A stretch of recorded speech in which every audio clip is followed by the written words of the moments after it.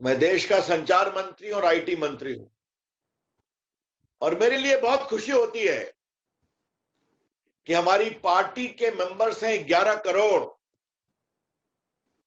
और अगर लॉकडाउन है तो हमने जनता से बातचीत नहीं छोड़ी है। आज मैं दिल्ली में बैठा हूं, आपसे वर्चुअल रैली में बात कर रहा हूं। इसके पहले हमने बिहार की कई रैली को संबोधित किया, हिमाचल की रैली को संबोधित किया, चंडीगढ़ की रैली को संबोधित किया, आज बंगाल की कर रहे हैं। राष्ट्रीय अध्यक्ष जी ने बहुत सी रैली संबोधित की, हमारे माननीय गृह मंत्री अमित शाह जी ने कई रैली संबोधित की और प्रधानमंत्री जी अपने मोबाइल ऐप से, नमो ऐप से भी अपने कार्यकर्ताओं से बात करते हैं, देश से बात करते हैं। अगर कोरोना है, लॉकडाउन है, तो जनता से हम बातचीत नहीं छोड़ेंगे, जनता से बातचीत करेंगे।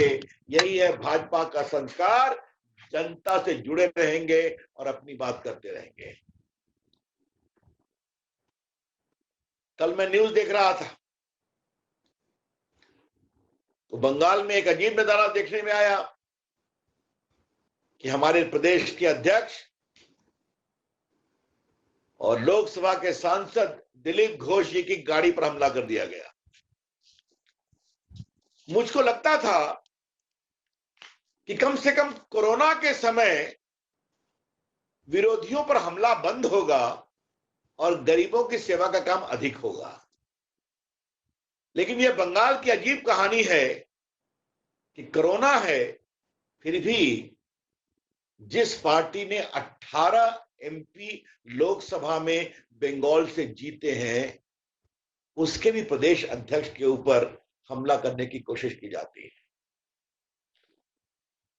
तो मुझे पहली बात क्या कहनी है, हमें भारत को मजबूती से चलाना है और हमें बंगाल को सुधारना है।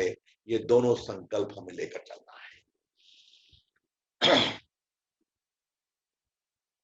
पहले भारत की बात करते हैं, हमें आत्मनिर्भर भारत की बात करनी है।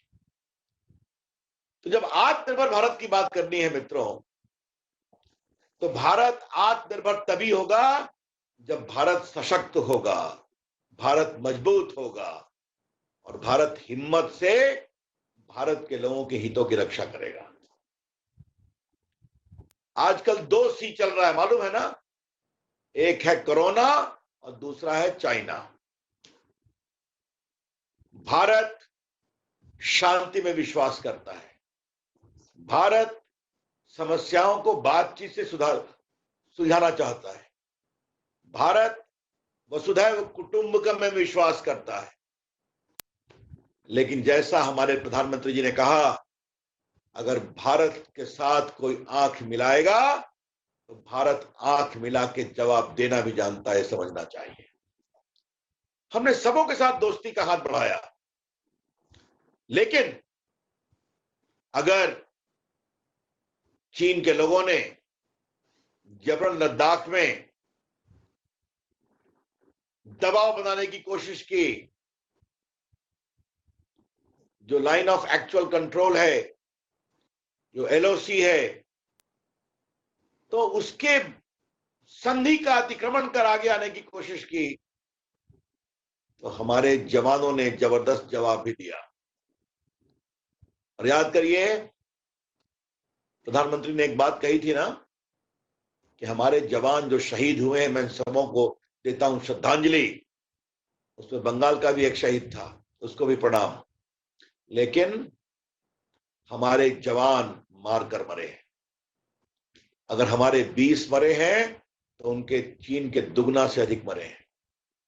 और आप देख लीजिए, अभी तक चीन ने संख्या नहीं बताई है, जबकि दुनिया भी ये मान रही है कि उनकी बड़ी संख्या में लोग मरे।